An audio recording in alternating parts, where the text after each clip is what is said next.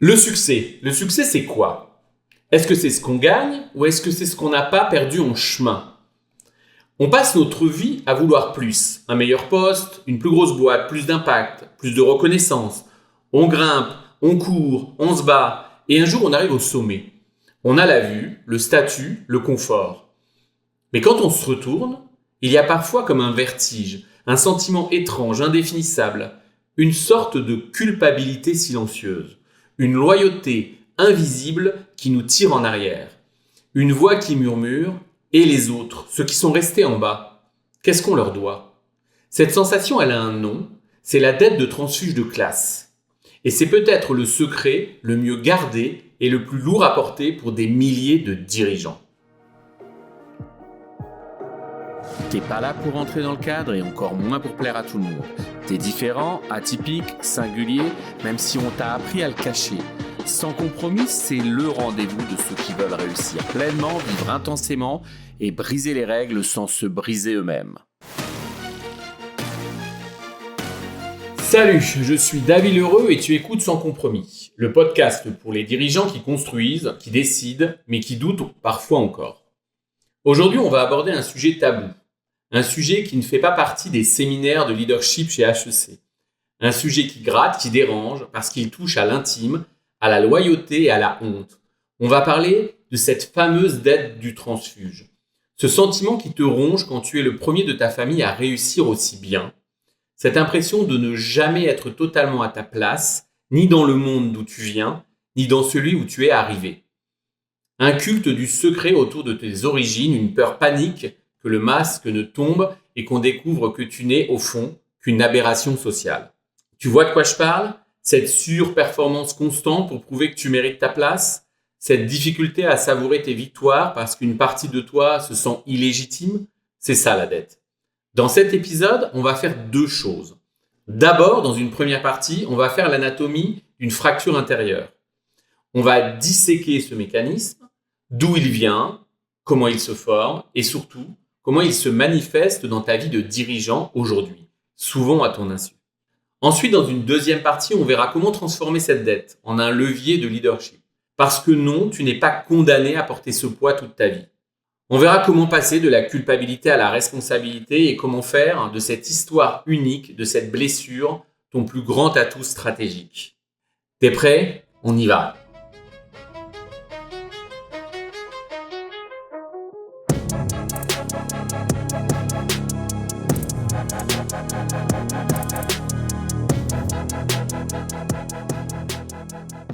Pour que tu comprennes vraiment la nature de la dette du transfuge, il faut qu'on revienne à son origine. Au point de rupture, au moment où le monde, ton monde, se casse en deux. Pour beaucoup, c'est une dérive lente, presque imperceptible. Pour d'autres, c'est un séisme. Chez moi, ce fut un séisme. Mais avec le recul, je réalise que la première fracture en a caché une autre, plus sournoise, plus secrète. Il n'y en a pas eu une, mais bien deux ruptures fondatrices. La première, tu la connais peut-être, si tu me suis un peu. C'est celle du paradis perdu. Mon histoire, elle ne commence pas dans le bruit et le béton, bien au contraire. Jusqu'à mes 8 ans, j'ai vécu dans un décor de conte de fées, un lieu presque enchanté. Un petit bungalow au cœur même du parc zoologique de Saint-Vrain. Mon père était gardien de la paix et assurait la sécurité du parc. Ma vie d'enfant, c'était une osmose totale dans la nature. Tu dois imaginer ça. Ton jardin, ce n'est pas un carré de pelouse, ce sont des bois immenses et une rivière. Tes voisins ne se plaignent pas du bruit, ce sont des animaux sauvages dont tu as le privilège incroyable d'assister aux naissances, parce que tu es pote avec le chef vétérinaire. Ma liberté était absolue. Je passais des heures entières, seul, allongé dans l'herbe, à ne rien faire d'autre que regarder les nuages, à écouter le silence, juste troubler le bruit du vent et des cris des animaux au loin. Une solitude heureuse, pleine et sereine. Mon souvenir le plus gravé, le plus pur, ce sont les rondes du mardi soir avec mon père. Le parc était fermé, désert, endormi. Et nous deux, absolument seuls au monde, on faisait des courses avec les autruches le long de leurs enclos dans la pénombre. Tu imagines la scène? Un gamin qui court dans la nuit avec son père à côté des autruches. C'est le genre de souvenir qui ancre en toi un sentiment de sécurité et de magie absolue.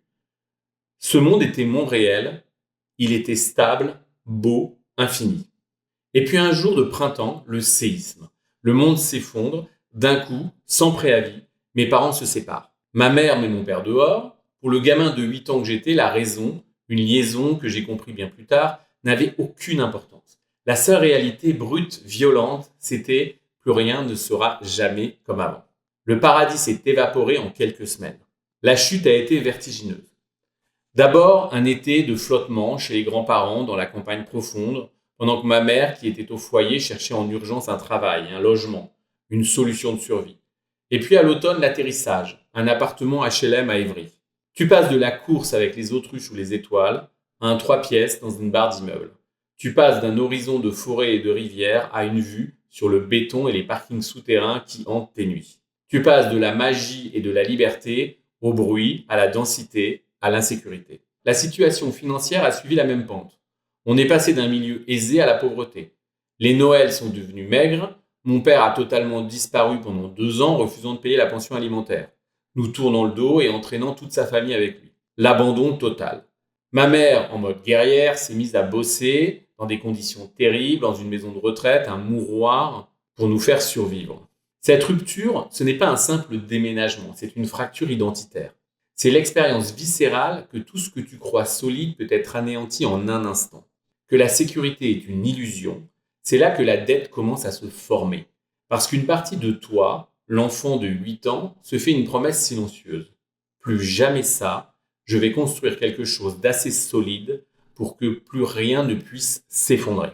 Et c'est là, dans ce nouveau monde, qu'est née la deuxième fracture, plus secrète. Dans le chaos de ce nouvel environnement, un seul lieu est devenu mon point d'ancrage, mon refuge, l'école. Très vite, l'école est devenue, et c'est comme ça que je le formulerai, ma meilleure amie. Une amie que je retrouvais chaque jour avec une joie immense, qui me structurait, qui me donnait un but. Sauf que cette amitié devait rester secrète. Dans le monde de la cité HLM des années 80, aimer l'école, être un bon élève, ce n'est pas valorisé. C'était même suspect. Cette relation était inavouable, que ce soit à mes potes ou même à ma propre sœur. Alors, j'ai fait ce que tout enfant qui veut s'intégrer fait, j'ai mis un masque. J'ai gardé cet amour pour l'apprentissage caché, discret. Je faisais juste le nécessaire pour avoir de bons résultats, pour satisfaire ma meilleure amie, mais sans jamais trop en faire pour ne pas attirer l'attention. C'est sans doute le premier masque que j'ai jamais porté.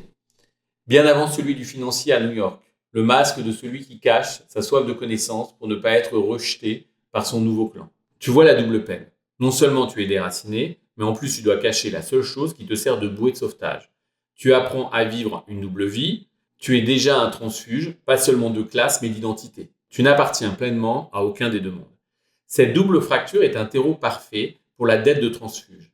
Car en réussissant scolairement, puis professionnellement, tu ne fais pas que t'éloigner de ton milieu d'origine, tu confirmes aussi, année après année, que ton sanctuaire secret était la bonne stratégie. Mais tu le fais avec la culpabilité de celui qui a réussi grâce à une trahison, en menant une double vie.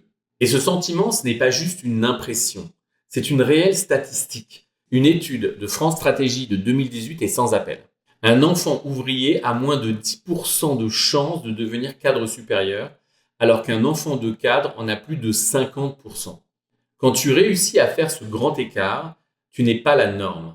Tu es statistiquement une anomalie, une aberration sociale comme j'aime l'appeler.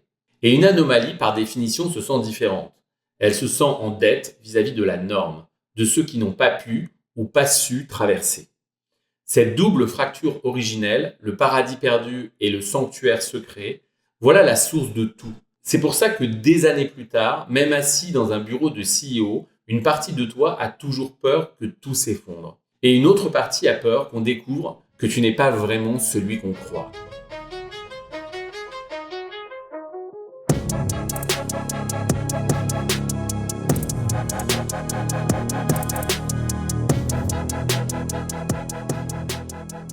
Cette double fracture dont je te parle, cette promesse silencieuse de l'enfant qui se jure plus jamais ça, elle a un prix. Pour tenir cette promesse, tu vas te construire une armure, un masque de performance, de contrôle, de perfectionnisme. Tu vas te dire, je vais tellement réussir, je vais devenir tellement indispensable, tellement solide, que plus rien ne pourra m'atteindre. Le problème, c'est que ce masque a un coût, il n'est pas gratuit. Il se paie en énergie, en anxiété, en renoncement de soi. Et la vie, ironiquement, se charge de te présenter la facture, souvent de la manière la plus brutale qui soit. Pour moi, cette facture a pris la forme d'une véritable traversée du désert. Une période de ma vie où, malgré les diplômes les plus prestigieux, j'ai dû affronter l'humiliation, l'exploitation et la violence psychologique du monde de l'entreprise. Laisse-moi te raconter. On est au début des années 2000. J'ai réussi l'impensable.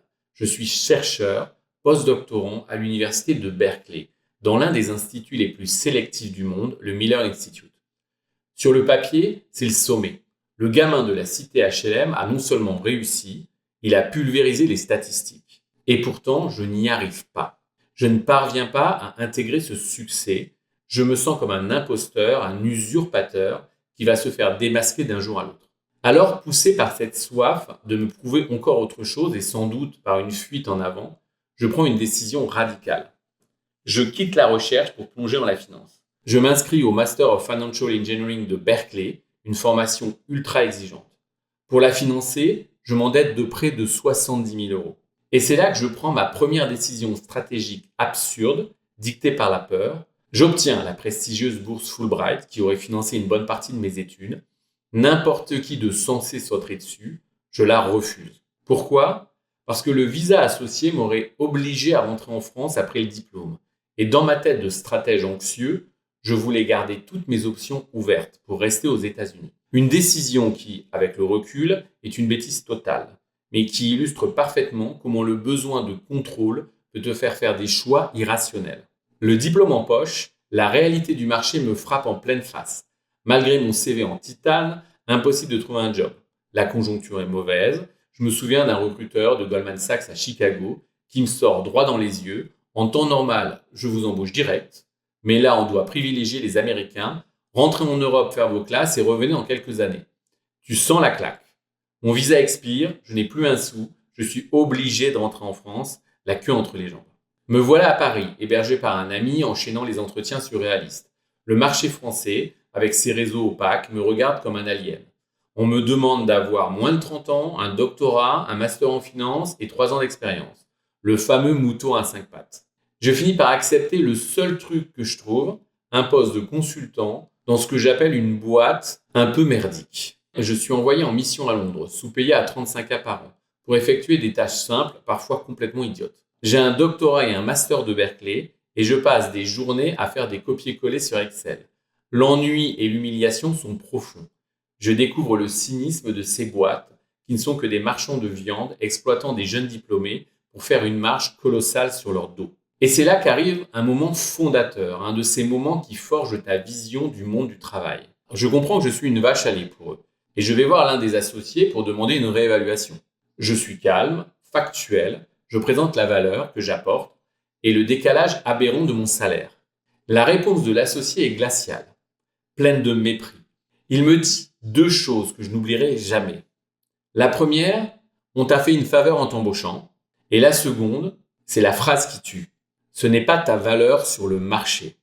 Ce jour-là, cet homme n'a pas seulement refusé une augmentation, il attendait de définir ma valeur, de me la dicter. Il a appuyé sur le bouton le plus sensible du transfuge de classe. Tu ne vaux pas ce que tu crois. À cet instant, tu as 2 choix. Soit tu intègres cette phrase et elle te détruit, soit elle déclenche en toi une rage et une détermination sans limite. J'ai choisi la deuxième option.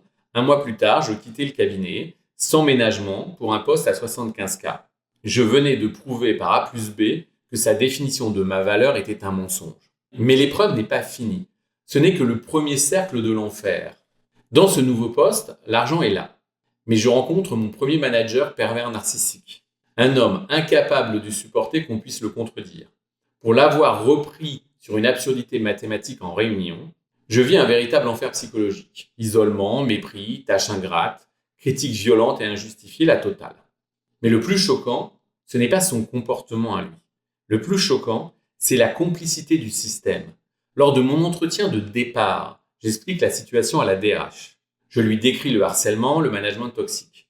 Et sa réponse, je m'en souviens comme si c'était hier, elle me dit, sachant parfaitement que mon prédécesseur était parti exactement pour les mêmes raisons, « Il ne vous aurait pas prévenu. » Pas un mot de soutien, pas une remise en question du manager, juste une validation glaçante de la loi du silence et de la protection du bourreau.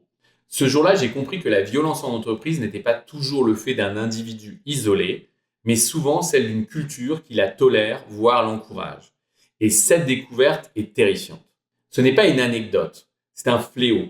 Une étude de l'université de Georgetown a révélé que 76% des employés ont déjà été victimes ou témoins de management toxique au travail.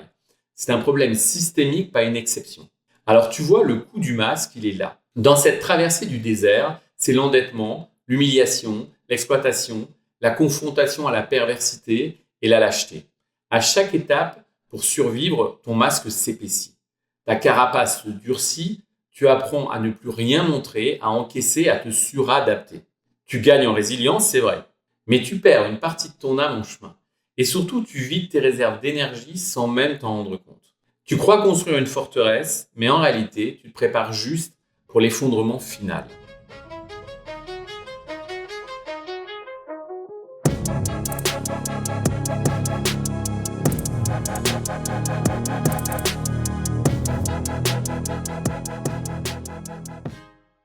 Cette forteresse que tu as passé des années à bâtir, cette carapace que tu pensais indestructible, elle finit toujours par se fissurer.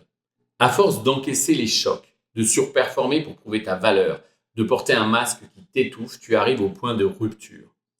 Tu as tellement tiré sur l'élastique qu'il finit par te péter à la figure. Et ce point de rupture, c'est l'effondrement, le burn-out. Le mien est arrivé après cette traversée du désert. J'avais beau avoir finalement décroché des postes à responsabilité, gravi les échelons à New York puis à Paris, le mécanisme interne était cassé. Le masque était devenu trop lourd, un jour tout s'est arrêté. Et quand je dis tout, ce n'est pas une image. Le corps a lâché en premier, puis l'esprit. C'était une perte totale de sens. Les causes apparentes, un énième environnement de travail agressif, un patron toxique, n'étaient en fait que les détonateurs. La bombe, c'était moi qui l'avais construite et portée pendant des années. J'avais touché le fond, le vrai. Quand tu es là au fond du trou, tu as l'impression que c'est la fin. Mais en réalité, c'est une opportunité unique. C'est l'opportunité de tout reconstruire. Non pas comme avant, mais sur des bases saines. C'est le moment où tu peux passer de la posture de victime des événements à celle d'architecte de ta propre vie. C'est le passage de la culpabilité à la responsabilité. Mais ce passage, attention, ce n'est pas un déclic magique. C'est un travail, conscient, délibéré, parfois douloureux. Pour moi, ce travail a commencé par une décision fondamentale, faire une refonte complète de mes valeurs. J'ai entrepris ce que j'appelle aujourd'hui une généalogie de mes valeurs.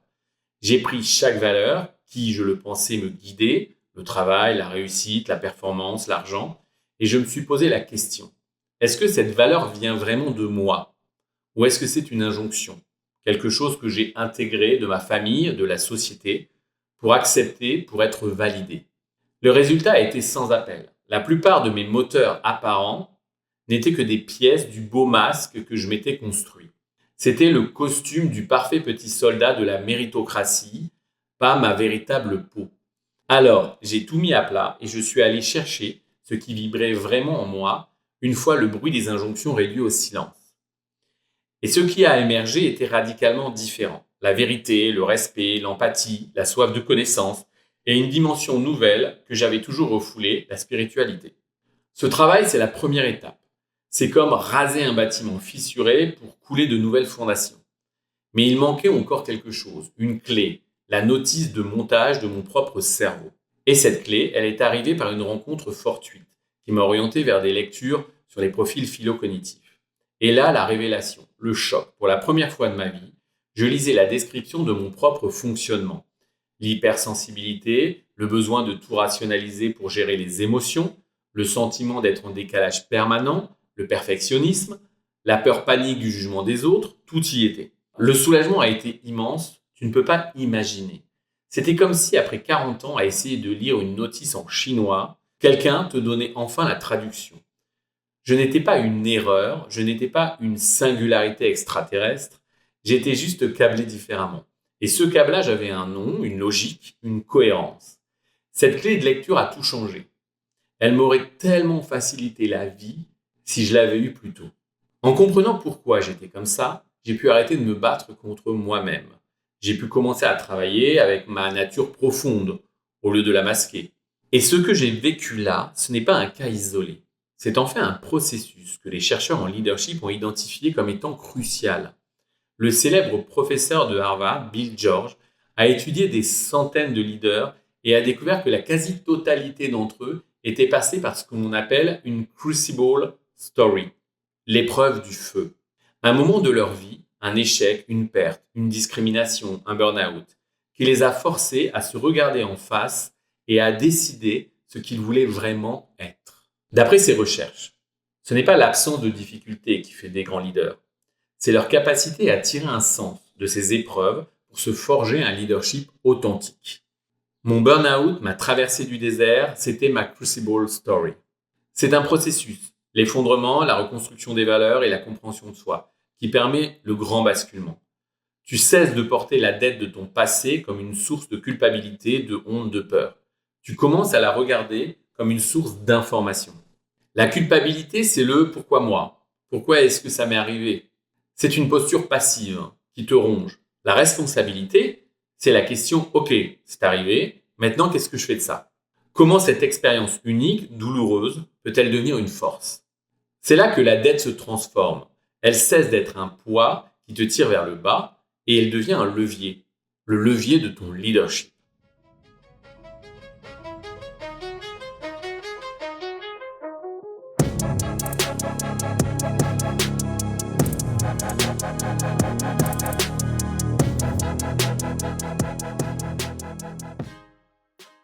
Alors, une fois que tu as fait ce chemin, une fois que tu as basculé de la culpabilité à la responsabilité, la grande question demeure. Concrètement, qu'est-ce que je fais de ça ? La dette est toujours là. Tu ne peux pas l'effacer. Le souvenir du parc zoologique, de la cité HLM, le regard de l'associé qui te dit que tu ne vaux rien, la trahison de la DRH, tout ça fait partie de toi. La responsabilité, ce n'est pas d'oublier. C'est d'utiliser cette mémoire, cette expérience pour construire quelque chose d'unique. Et ce quelque chose, c'est ce que j'appelle devenir un leader pont. Un pont, ça ne détruit rien, ça relie deux rives qui, sans lui, s'ignoreraient ou se regarderaient avec méfiance. Le transfuge de classe qui a fait la paix avec mon histoire devient ce pont. Il est capable de comprendre les deux mondes parce qu'il les a habités. Il parle les deux langues, il peut se tenir au milieu du pont et voir les deux rives, non pas comme des entités opposées, mais comme les deux parties d'un même paysage. Pour moi, ce pont s'est incarné dans la réconciliation de mes deux facettes les plus extrêmes, le scientifique et le chaman. Le scientifique, c'est ma formation. C'est le docteur en physique, passé par l'un des instituts les plus prestigieux du monde. C'est le quant qui a monté un département de recherche en front office à New York et qui concevait des modèles financiers complexes. Ce côté-là, il apporte la rigueur, la structure, la capacité à analyser un problème complexe, à le décomposer, à bâtir une stratégie. C'est le côté qui rassure, qui structure, qui planifie. C'est celui qui parle à la tête, à la raison, aux besoins de contrôle de n'importe quel dirigeant. Et puis, il y a le chaman.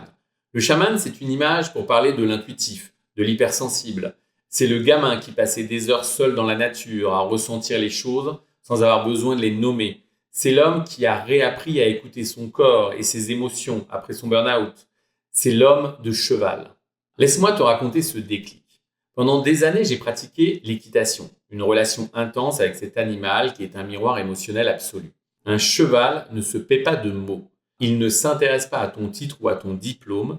Il ne réagit qu'à ton état interne, à ta congruence, à ton énergie. Pour créer un lien avec un animal de 500 kilos, tu dois apprendre à communiquer sans mots, juste avec ton corps et ton intuition. Et pendant des années, j'ai cru que c'était juste une passion déconnectée de ma vie pro. Jusqu'au jour où, après mon burn-out, en explorant cette voie de l'intuition, j'ai fait le lien.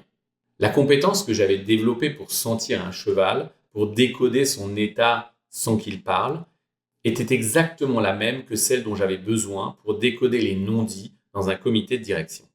Pour sentir les tensions, les jeux de pouvoir, les peurs cachées derrière les discours corporate. Mon entraînement de chaman, je l'avais fait pendant des années dans les manèges sans même le savoir. L'Equi-coaching n'a été que la validation de ce pont entre ces deux mondes. C'est le côté qui parle au cœur, à l'intuition, aux besoins d'alignement. Mon travail de coach est né de ce pont. La formation à HEC n'a pas créé le pont. Elle a donné les outils pour le solidifier, pour le rendre praticable pour les autres. Elle a été l'accélérateur qui a permis aux scientifiques de donner une méthode et un cadre à ce que le chaman sentait intuitivement. Aujourd'hui, je ne suis ni l'un ni l'autre. Je suis les deux à la fois. Je suis le pont. Et ce n'est pas juste une jolie histoire, c'est un avantage compétitif monstrueux. Dans un monde des affaires qui vénère la data et les process, la capacité à intégrer l'intuition et l'intelligence émotionnelle est une bombe. C'est ce que McKinsey appelle la diversité cognitive, dans ses rapports comme Diversity Wins. Ils ont prouvé que les équipes qui intègrent des manières de penser différentes sont plus innovantes et plus performantes financièrement. Le leader pont, c'est un peu ça, mais incarné en une seule personne. Il apporte cette diversité à lui tout seul. Il peut lire un PNL le matin et décrypter un conflit larvé dans ses équipes l'après-midi. Alors, pour conclure, cette dette du transfuge, cette facture qui t'a fait souffrir, ce sentiment d'être une anomalie, ce n'est pas une faiblesse. C'est le matériau brut de ton leadership, le plus authentique et le plus puissant. Ton histoire, tes cicatrices, les deux mondes que tu as dû apprendre à naviguer, c'est ça, ta proposition de valeur unique. N'essaie plus de cacher l'une des deux rives. N'aie plus honte du chemin parcouru, au contraire, assume ton rôle de pont. Ta mission de leader, ce n'est pas de choisir un camp, c'est d'être celui ou celle qui permet aux autres de traverser. C'est d'utiliser ta double culture pour créer un environnement où le scientifique et le chaman de chaque membre de ton équipe peuvent enfin travailler ensemble. La dette n'est pas une fatalité, c'est un capital, ne la subis plus, investis-la.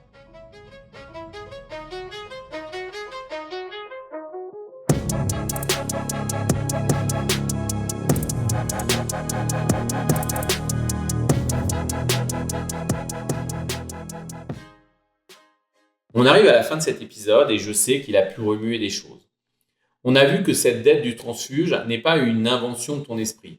C'est une construction psychologique réelle qui naît d'une fracture, souvent dans l'enfance, et qui se manifeste par des symptômes concrets, le syndrome de l'imposteur, la surperformance, l'incapacité à lâcher prise. Mais on a vu surtout que ce n'est pas une fatalité. Le chemin de la libération passe par un shift essentiel. Abandonner la culpabilité pour embrasser la responsabilité. Comprendre que ton histoire, avec ses cicatrices et ses failles, n'est pas ton handicap. C'est ta proposition de valeur unique. C'est ce qui te permet de devenir ce leader pont, ce traducteur, ce catalyseur de talent que personne d'autre ne peut être. Alors la prochaine fois que cette petite voix de l'imposteur te chuchotera à l'oreille que tu n'es pas à ta place, retourne-lui la question. Et si ma place, ce n'était pas de choisir un camp, mais d'être le pont entre les deux? Si cet épisode a fait écho en toi, si tu sens que cette dette est un sujet sur lequel tu es prêt à travailler pour libérer ta pleine puissance de leader, alors le premier pas est d'en parler. Tu peux me retrouver et m'écrire sur mon site ou me suivre sur LinkedIn. Et bien sûr, si tu penses que ce message peut aider d'autres dirigeants autour de toi, partage cet épisode et abonne-toi à Sans Compromis pour ne pas manquer les prochains. Je te dis à très vite et d'ici là, sois le pont. Tu penses trop, tu ressens fort, t'as toujours été trop pour les autres. Ici, t'es à ta place. Sans Compromis, c'est le podcast des esprits libres.